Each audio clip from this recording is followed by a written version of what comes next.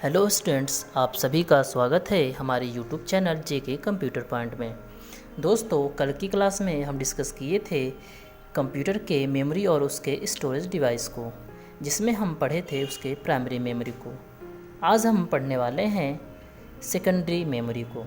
तो आइए स्टार्ट करते हैं। जब हम डेटा को स्टोर करते हैं तो वह सेकेंडरी मेमोरी में ही स्टोर होता है। इसके अंतर्गत आने वाले डिवाइस को स्टोरेज डिवाइस के नाम से जाना जाता है।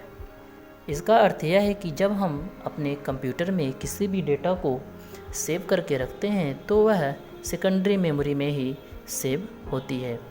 दूसरे शब्दों में समझे तो सेकेंडरी मेमोरी वह मेमोरी होती है जो मदरबोर्ड से केबल के द्वारा जुड़ी होती है। इसके अंतर्गत जितने डिवाइस आते हैं उसको स्टोरेज डिवाइस के नाम से जाना जाता है, क्योंकि इसे स्टोरेज डिवाइस इसीलिए कहा गया है जब हम डेटा सेव करते हैं तो सेकेंडरी मेमोरी में ही सेव होती है। तो इसमें हमें सबसे पहले पढ़ना है फ्लॉपी डिस्क। यह सबसे पहले उपयोग में लाई जाने वाली स्टोरेज डिवाइस है। इसमें ट्रैक और सेक्टर में डेटा स्टोर होता है। फ्लॉपी डिस्क कई अलग अलग साइज़ में आते हैं। आइए समझते हैं फ्लॉपी डिस्क को। फ्लॉपी डिस्क एक प्रकार का स्टोरेज डिवाइस होता है जिसमें डेटा स्टोर होता था। इसका अर्थ यह है कि अब यह फ्लॉपी डिस्क हमारा इस्तेमाल नहीं किया जाता, क्योंकि जो इसमें डेटा स्टोर करने की कैपेसिटी थी वह बहुत कम होती थी। यहाँ आपके जो फ्लॉपी डिस्क हैं दो साइज़ में उपलब्ध होते हैं। पहला 5 सही 1/4 इंच, दूसरा 3 सही 1/2 इंच। पहले वाले में हम 1.2 MB तक डेटा स्टोर करके रख सकते थे, दूसरे में 1.44 MB तक। आइए नेक्स्ट देखते हैं हार्ड डिस्क को। Hard disk data storage device है। इसकी हार्ड डिस्क की स्टोरेज क्षमता 500 GB से 1 TB हो सकती है। यानी जो हमारा हार्ड डिस्क होता है यह भी एक प्रकार का स्टोरेज डिवाइस होता है। यह आजकल के कंप्यूटर में लगे होते हैं।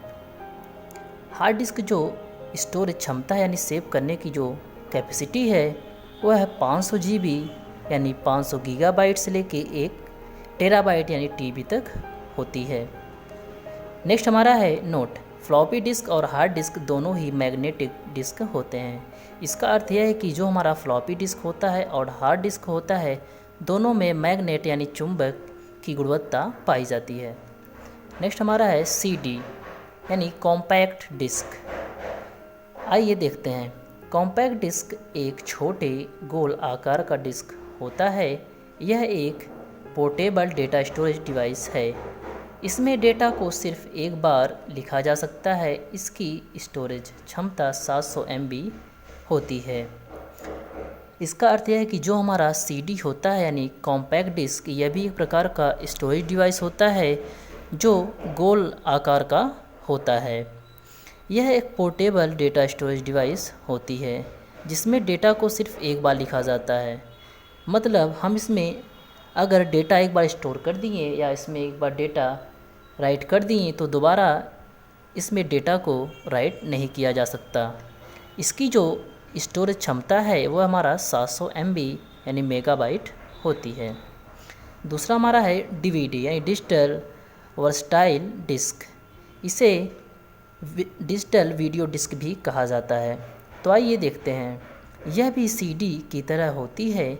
इसका आविष्कार फिलिप्स, सोनी, पैनासोनिक और तोशिबा चारों कंपनी ने 1995 में यानी 1995 में किया था। एक DVD में 7 GB डेटा स्टोर किया जा सकता है।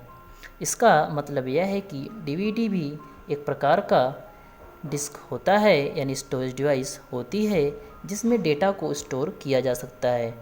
इसमें हम डेटा को 7 GB तक स्टोर करके रख सकते हैं। इसका आविष्कार फिलिप्स, सोनी, पैनासोनिक और तोशिबा चारों कंपनियों ने मिलकर किया था। नेक्स्ट हमारा है कैश मेमोरी। यह मेमोरी सबसे तेज़ मेमोरी होती है। यह CPU और मुख्य मेमोरी के बीच की मेमोरी होती है। यह सिस्टम के कार्यविधि को बढ़ा देता है। यह किसी भी प्रोग्राम को एक्सेस करने के लिए 15 सेकंड से भी कम समय लेता है। इसका अर्थ यह है कि जो सबसे तेज़ मेमोरी हमारी होती है उसको कहते हैं कैश मेमोरी। यह सीपीयू और मुख्य मेमोरी यानी सेंट्रल प्रोसेसिंग यूनिट और मेन मेमोरी के बीच की मेमोरी होती है, जिससे हमारे सिस्टम की कार्यविधि वर्क करने की शक्ति बढ़ जाती है और यह किसी भी प्रोग्राम को एक्सेस करने के लिए 15 सेकंड से भी कम समय लेता है। नेक्स्ट हमारा है पेन ड्राइव। पेन ड्राइव को फ्लैश मेमोरी के नाम से जाना जाता है। यह भी एक पोर्टेबल स्टोरेज डिवाइस होता है। दोस्तों, जैसे हम लोग पेन ड्राइव को जानते हैं, पेन ड्राइव को एक फ्लैश मेमोरी कहा जाता है क्योंकि हम इसमें भी डेटा को सेव करके रख सकते हैं। यह एक पोर्टेबल स्टोरेज डिवाइस होता है।